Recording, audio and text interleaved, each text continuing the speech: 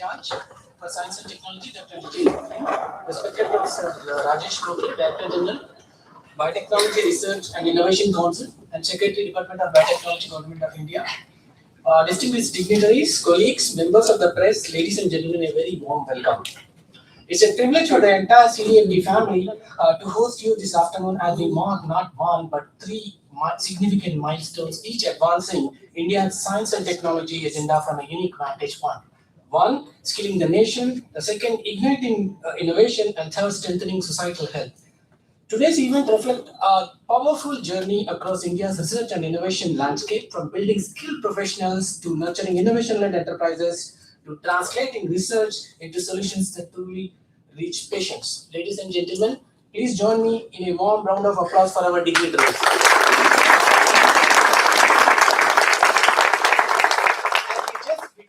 A few minutes back, the journey of National Skill Development Center, SAMARTH, which stands for Skilling and Accessing Molecular Advancements in Research and Technology, has formally begun with the Shilanyas by the Hon'ble Minister a few minutes back. This center responds to critical need of the nation developing skilled manpower in forensic DNA testing and molecular diagnostics. As the saying goes, justice denied is justice delayed is justice denied, but this center will ensure that justice is not delayed and diagnosis is not denied. So, we distinguished dignitaries, we are honored and privileged to be joined by our chief guest, Honorable Minister of State, Independent Charge for Science and Technology, Government of India, Dr. Jitendra Singh, whose leadership continues to strengthen India's science to society mission. We are equally honored to welcome Professor Rajesh Gokhale, Secretary, DBT, and Director General BRIC, whose strategic vision and guidance have shaped each initiative showcased today. May I request Professor Ullas Kothur to present a bouquet to our chief guest.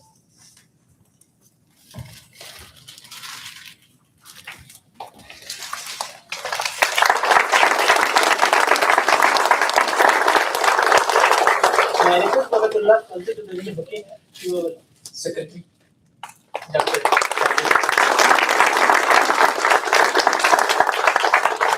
May I now invite Director CDFD Professor Ullas Kothur to share the institutional vision behind SAMARTH, IDEA, Incubator, and today's raised disease engagement. Good afternoon, everyone. It's indeed an honor and a pleasure to invite and have with us Honorable Dr. Jitendra Singh Ji, Honorable Minister of State, Independent Charge for Science and Technology. On behalf of the entire BRIC family, it's our deep an honor here. I also welcome all the distinguished guests, colleagues, and friends to be here with us. I would like to extend a deep gratitude to you, sir, for visiting this institution, which has nearly for 3 decades worked at the interface of advancing genomics, DNA fingerprinting, and molecular diagnostics in the service of the nation's needs in healthcare, forensics, and biosecurity. Your presence here today greatly strengthens the commitment to ensuring that life science research and biotechnology are aligned with national priorities and deliver tangible benefits to the citizens. Specifically, the SAMARTH has been conceived as a national hub to skill and certify next-generation professionals in DNA fingerprinting, forensics, genomics, and molecular diagnostics, as just was mentioned by Dr. Manu. With these words, I extend a very warm welcome to you once again, and in the interest of time, I would like to probably cut short the message that I want to convey. Also, I would like to convey our deepest gratitude to our Secretary, Dr. Rajesh Gokhale, who's unstinting support to the BRIC family, especially to CDFD, has been very important for us to carry out our mandate and also deliver to the society as need be. The entire community at BRIC-CDFD looks forward to your guidance and to working together to realize the vision of a healthy, prosperous, and self-reliant Viksit Bharat powered by biotechnology. Thank you, sir, Dr. Minister Ji, and also Dr. Rajesh Gokhale. Thank you. Thank you, Professor Ullas Kothur, for clearly outlining how these efforts build skills and translate science into solutions for India. It is my privilege to invite Professor Rajesh Gokhale, DG BRIC and Secretary, Department of Biotechnology, Government of India, to address the gathering. Professor Gokhale. Honorable Union Minister of Science and Technology, Dr. Jitendra Singh Ji, Professor Ullas Kothur, Sitaraman, CDFD Director, other dignitaries of the dais, and several important directors of institutions from AIMS and TIFR and TIGS and other places, actually ex-directors, CDFD faculties, students, postdoctoral fellows, technical officers, and all the administrative staff. Namaskar and good afternoon to all of you. I think at the outset, I must thank Honorable Minister for taking time and coming all the way from Delhi to Hyderabad actually to visit CDFD, which he has not done it in a long period of time actually been wanting to come to CDFD. And I think this is a wonderful occasion for him to come. There are many things to celebrate. Sir, the SAMARTH Foundation is going to be very transformative for the CDFD's fraternity, because the training and skilling that will impart will actually improve the medical diagnostics as well as the DNA fingerprinting aspects of life. At the same time, so the incubator, it's good to inaugurate an incubator that is running rather than inaugurating a place which is just about set up. And I think the incubator was started about a year back, and in fact, they just got this BRIC bio-incubator grant was approved to them very recently. And you met with several of innovators, sir, who are doing some fantastic stuff there, really. It is some of the companies that are incubated have already raised funding, and therefore it's a live place. And it's always good to inaugurate live activities rather than inaugurating the futuristic goals. Also, I must say that, today morning I had a very interesting discussion with all the faculty members, and I think the exciting science that all of you are doing today, that, it was fascinating to hear the breadth and depth of what are the activities going around. As all of you know, CDFD set up with Genomics Core as a facility, as its core center, has evolved to take a national platform stage, taken a national platform for several activities related to genomics, whether it's pediatric rare diseases program that we just discussed, or the rare genetic diseases, or even for Genome India program, which was an integral part of this activity. And I think Dr. Thangraj is here, who was the previous director here right now. And it's good to see you, all of you here, actually, to be participative and be part of this activity. I personally think, one of the key aspects that I would like to, imbibe upon all of you is to not limit the thought process of whether we can do it. I think what we should think of how we can do it and where we should do it. For example, if you really look at, in my opinion, there are two technologies that are going to transform the entire life processes. One is the AI, artificial intelligence, and second is the biomanufacturing. And the reason why I'm saying this is because if you can imagine 10 to 15 years back, if you would have imagined the way AI works. I mean, right now you give a query to ChatGPT, and if it doesn't gives you back the right kind of answers, you get frustrated, right? So it's amazing that how much we now in 10, 15 years have started to get used to this kind of AI-based technological development. It's if you really look at how did all this process started of AI, it was really a very simple algorithm of next word prediction. Can you predict the next word in a sentence? That really was the trigger to really, and many of you would think that it's a very small bit. But believe me, you can write a lot of things by next word prediction models actually. Only if the computing power, as per the Moore's law, grew, that it started to happen and reach this kind of stage.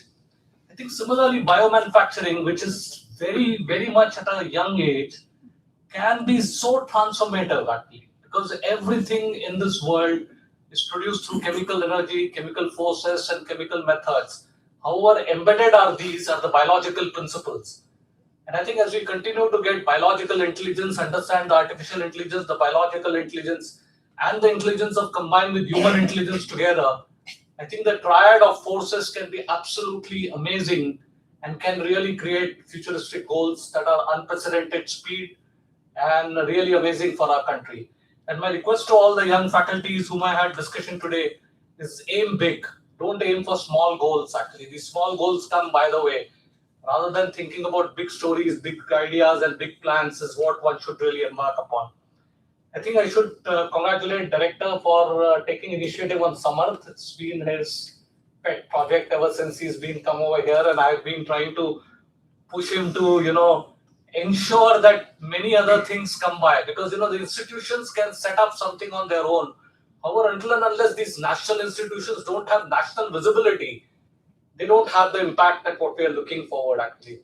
And DBT requires network centers like institutions like BRIC-CDFD to be able to have the national presence actually, because you can imagine, and the biotech ecosystem is not as large as IITs or as the healthcare ecosystem is.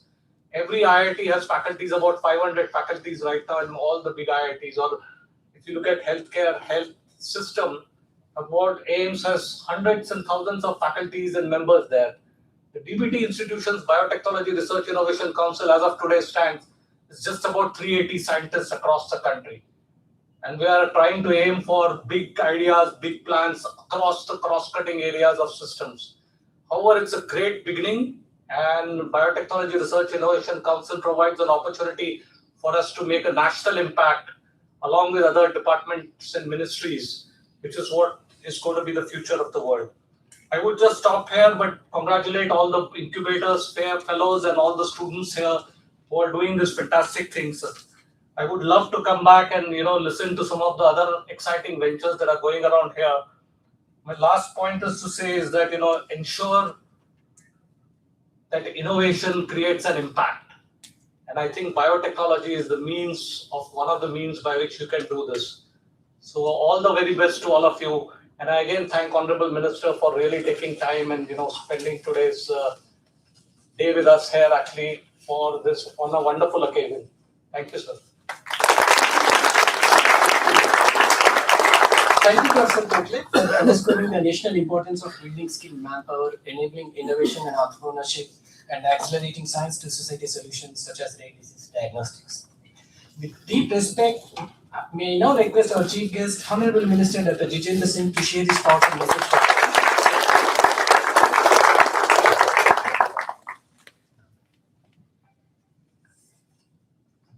Director General BRIC and Secretary Department of Biotechnology, Dr. Rajesh Mukhle, Dr. Bhas, senior members of the faculty, members of the fraternity, students, friends.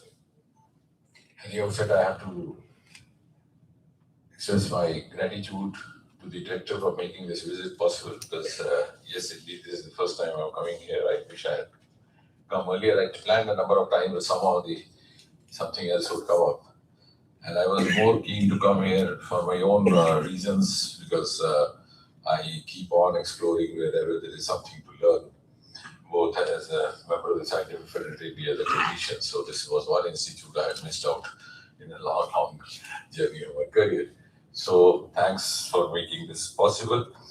Also because now, unlike maybe 1 or 2 decades back, India, a prospering India, is in a position to think about rare genetic disease. Earlier on, we were beset with so many other issues as far as health is concerned. We didn't have time enough, or even the policy makers had different priorities for obvious reasons. For a number of years after independence, we were dabbling with the communicable diseases, and virtually till the first line of anti-tubercular drugs appeared in the early 1950s, tuberculosis was almost given up. You had the sanitoria treatment, and many of them never recovered. So then gradually, when the antibiotics were one after the other, successive generations came, we thought we had overcome the communicable disease. We were then into, by that time, metabolic disorder, non-communicable. So we started dabbling with that. And I remember somebody wrote in a lighter way in the Journal of Association of Physicians of India that India has now entered into an era of civilized disease. People no longer die of leprosy or tuberculosis, they die of heart attack. But now after COVID and particularly after HIV, we are beset with both. So our hands were full. The exchequer was also full. But glad that now under Prime Minister Modi, we came from rank number 11 to 4, and we go up. And the priorities have also been different, because Prime Minister has been talking about health sector, biotechnology from the ramparts of Red Fort, which is a very important announcement which declares the intention of the government in place. This year itself, Dr. Rajesh and me were witness when Prime Minister spoke about Bio-E3 policy in his Independence Day address. And he made a call to the youngsters, the youth of the country, to avail of this. And I think that serves double purpose. So, of course, it makes a universal impact. Secondly, also, it creates kind of awareness, and the youngsters would be prompted to find out what it's all about. And BRIC has been a beautiful experiment. I was telling Rajesh that as many faculty members you have in this institute, equal number of others are visiting me, because they think I have the BRIC man will carrying all that locker keys. So, but nevertheless, whatever the reason is made, it is being now discussed. And therefore, as far as the genetic diseases are also concerned, there is, as I was saying in this roundtable also, first is the problem of detection. And once the detection happens, the second is the problem of affordability. Just recently, we had a doctor who just retired from Central Health Services. And I was, in fact, talking to Dr. Alka Sharma over there. She's now gone to ICMR. The doctor is, his daughter has been detected as Niemann-Pick disease. So he's struggling to arrange drugs and then find the affordability for sustaining the treatment. So I think we are now into a very futuristic league, unlike as it was earlier. I remember if ampicillin came for the first time in India, it was available only in Mumbai. So it was considered to be a big guy somebody would send you. And now, of course, it lost relevance. There are so many other reincarnations. And therefore, we are now in an equal platform with the rest of the world. And as a part of the government, I think it's also keeping in the tone and tenor of the previous government. With this government, we set up the Ayush Ministry exclusively other than the health ministry and practice this integrated models of, which of course have been known to be helpful even in our allopathic treatment. We had papers referring to the advantage of having yoga leading to reduction in the anti-diabetic oral drugs or even reduction in insulin. Way back from Hyderabad, from Osmania, we had Dr. B.K. Sahai, who was one of the first papers in 97, 98.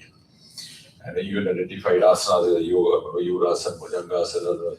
So, but we didn't have an institutionalized mechanism for that. So now it's being accepted at the government level. We have a yoga day, which is now also at the behest of India being observed internationally. We have wellness centers. And keeping in the same, living up to the same spirit, I must compliment Dr. Rajesh, also Dr. Ullas. Somebody was talking very highly of the meal program. I think Ma'am was talking. So that has also at least generated a lot of and genome sequencing already done in about 10,000 individuals. The pediatric rare genetic disease program. And of course, the other institutes also, the INSTAM doing in hemophilia was again first of its kind. And recently we were in Delhi for that sickle cell thing. So now as we enter into the era of personalized disease treatment, two persons with the same disease may be requiring a different kind of prescription in the ideal circumstances. So at least we would not be left behind. And as I said, now India in a more prosperous condition is in a position to address these disorders, just as this is also happening in the other sectors, like in food security also. Now we are no longer at the same level. There also the Department of Biotechnology and BRIC is doing in a big way the fortified this crops and what is that, identifying basmati rice and all those things happening in Chandigarh. So very interesting things happening, which could generate interest even among the non-scientific persons, because they touch the lives of each and every citizen. That's why I said we would be speaking to them in the language they understand. I was glad that Ma'am was telling me that they created YouTube messages which would actually be reaching out to the younger generation. And this government has been very supportive. That is how, for the first time in 2021, we had a national policy for rare disease. We didn't have that. So this means that the government is open to suggestion and also open to look at things with a foresight. And the reason that, and that's a result also, even we are now started contributing to the economy of the country. We were just about 50, 60 startups, 100 startups, now we are close to 11,000.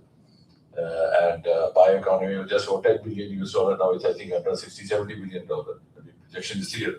So in a way, now we are not only, and I'm also glad that we have been organizing these industry outreach programs. The BRIC was also constituted only about 3-4 years back, bringing together all the institutes under one umbrella. We have deep impact, high impact publications coming up. So we are now in the, I would say, and of course we have become leaders in the vaccine domain, now being hailed as deals in preventive health, a country which was thought very lightly, even about healthcare or therapeutic healthcare is now being hailed as a leader in preventive healthcare. So many vaccines rolled out and being sent to other countries. The other day we had the first ever indigenous NRI being rolled out. That also ceremony was held in the national capital. So I think with all these things happening, and of course the tuberculosis genome surveillance, we are now also players in the mainstream journey of India. While contributing, as the Prime Minister says, each and every citizen is expected to contribute depending upon his strengths, his capacity, his capabilities. So how am I to contribute? I can't shoot a gun, I've never done that. I can't run what is that anti-aircraft gun. But what can I do? So my weapon is this. Your weapon is, so we are contributing in our own way to the making of India, which will be stronger than ever before, which would be the picture of that Viksit Bharat that we calls. So, because as we have 70% of the population below the age of 40, and when we talk about 2047, these are going to be prime citizens at that time. So taking care of their health is equally important, because if their vital energies are get squandered at the altar of some of these diseases which could have been preventable, then this is a national loss. So in a way, in our own way, in our own capacity, with whatever limitation, we are contributing to the making of those healthy citizens who could contribute all their energies in the making of India 2042. So all the very best. I certainly am going back wiser than before.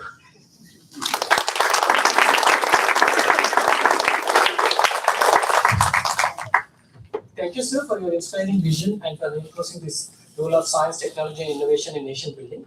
Now, before we conclude, it is our privilege to offer a token of gratitude to our esteemed dignitaries. May I request Professor Ullas Kultur to present a memento to our chief guest.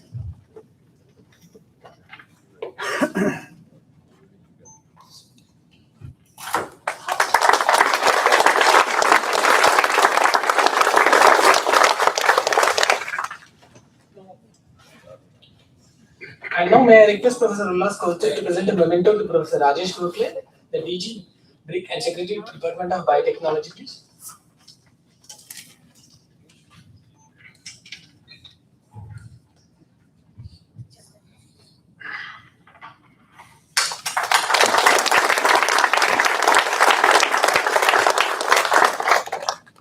We're coming to an end, so I'll propose a vote of thanks. So, first and foremost, our profound appreciation and gratitude to our chief guest, Dr. Jitendra Singh, for gracing today's program and for your inspiring leadership in advancing India's science, technology, and innovations ecosystem. Sir, your guidance and presence energize us as we take forward these bold transformational steps. Sincere thanks to Professor Rajesh Gokhale for his vision, unwavering support, and steadfast commitment. We are grateful to the senior leadership of DBT and BRIC for their continued support, direction, and trust. A special word of appreciation to the entire BRIC-CDFD family, whose dedication, meticulous planning, and tireless efforts over the past weeks have ensured the flawless execution of today's program. Your commitment is the strength behind this success.